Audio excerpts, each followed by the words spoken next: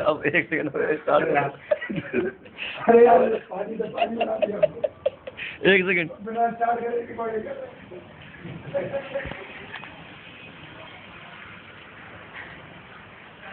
Sir ये देख रहे हैं आप कि हमारे गलियों का, हमारे इलाके का कितना बुरा हाल है। इनकी गलियों के बीच में गड्ढे हैं जिनको हम कभी एहसास नहीं कर पाते हैं। हमारी बाइक, हमारी गाड़ियां यहाँ फंस जाती हैं। आप सर महसूस कर रहे होंगे, जरा सी बारिश क्या होती है हमारी गलियां रुक जाती हैं।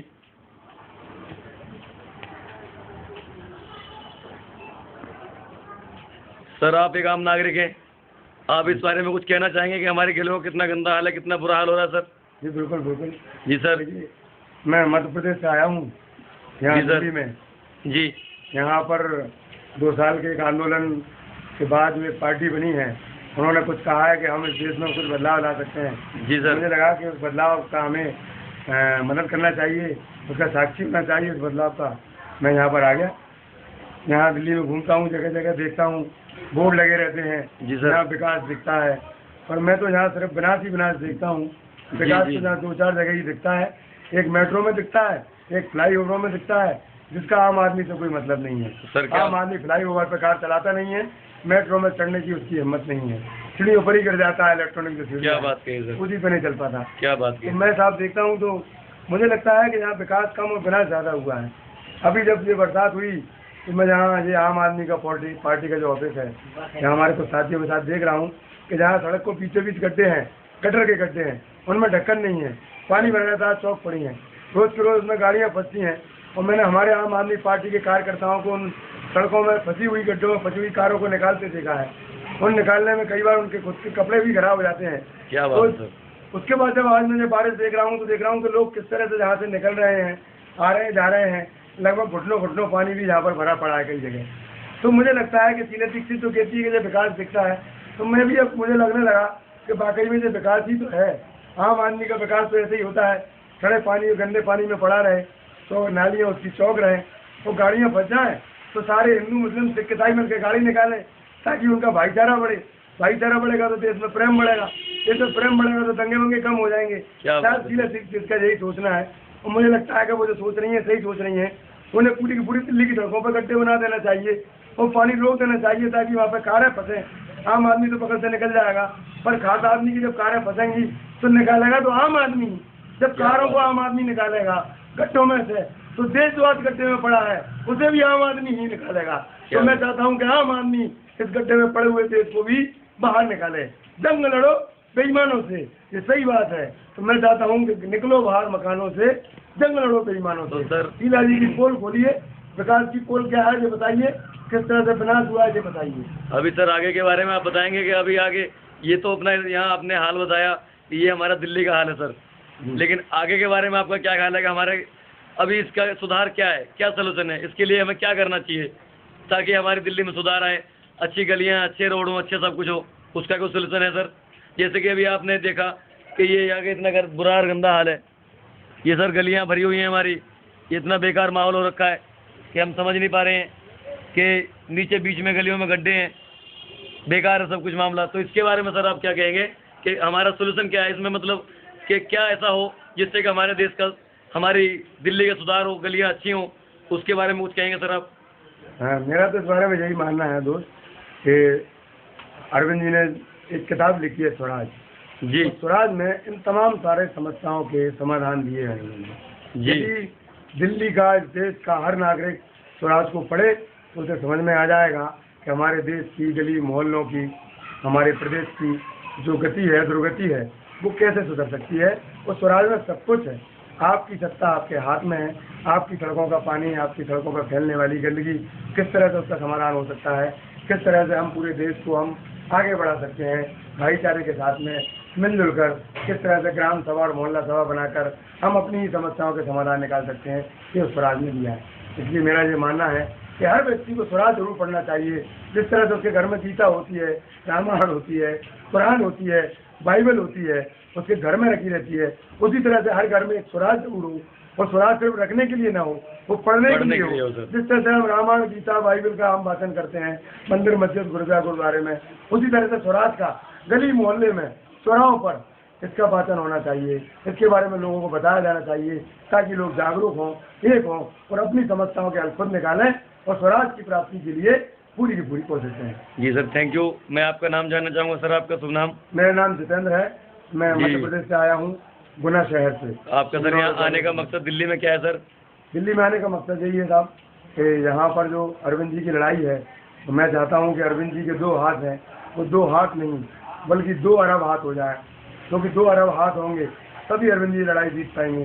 और ये लड़ाई अरविंद जी अपने लिए, अपने परिवार के लिए नहीं लड़ रहे हैं, ये लड़ाई वो देश के आम क्या नागरिक बात के कही लिए है लड़ सर, रहे हैं। क्या बात कही मैं है? चाहता हूँ हजारों हाथ हों ताकि जो है ना अरविंद जी इस देश की समस्याओं को अपने हजारों हाथों से उसका समाधान निकाल पाए। मैं चाहूँगा कि हमारे यहाँ मध्य प्रदेश से एक पाजी और आए हुए हैं, नवदीप सिंह जी, जी आप इस बारे में जी आप हमें उनसे मिलवाइए। भाई नसीम जी, यहाँ पर एक इंटरव्यू चल रहा है, आप जरा कुछ कहना चाहेंगे? यहाँ पर कुछ सवाल जवाब हो रहे हैं, आप यहाँ के कुछ सवालों को देख रहे हैं सर आप? हाँ जी। जय हिंद सर। सर मैं मीडिया से लगा लो आप मुझे, मैं थोड़ा इंटरव्यू ले रहा हूँ सर। ये आप तो अभी देख रहे हैं कि नीचे क्या हाल हो रहा है सर, कितना गंदा माहौल। और दरअसल बात और एक और बात अहमियत रखती है कि ये गली तो हैं, लेकिन गलियों के बीच में जो गटर के गड्ढे हैं उन पे कुछ स्लिप नहीं रखी हुई है। उनका ऐसा माहौल हो रहा है कि हम उसके बारे में समझ नहीं पा रहे हैं। कोई बेचारा अनाड़ी और अनजान बंदा उसमें बाइक फंस जाती है, कोई फंस रहा है, कोई मर रहा है, तो उसके बारे में आप क्या कहेंगे सर? उसका आपका कोई विचार ये बताएंगे सारी की सारी दिक्कत सेंट्रलाइजेशन की वजह से है। जी स्वराज की जो धारणा है, ये सेंट्रलाइजेशन बिल्कुल उसके अलग चलता है। जो भी डिसीजन होते हैं, जो भी विकास के डिसीजन होते हैं, फैसले होते हैं, वो सिर्फ सेंटर में बैठे लोग रहते हैं। शीला दीक्षित निर्णय लेती हैं कि यहाँ पर फ्लाईओवर बनने चाहिए, यहाँ पर मेट्रो बननी चाहिए।